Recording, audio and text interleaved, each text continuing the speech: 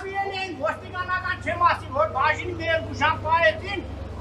ասին հերու մնա անտազանքան, որ դադանի դուրը երույթ եմ նետել, ուզում եմ ասել, որ Հայաստանի ազգային նվիրյալ գործի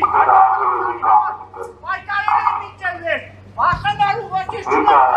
ոչինչ չունեմ, ես մենք հավատացինք այս քաղաքացիական պայմանագիր կոչված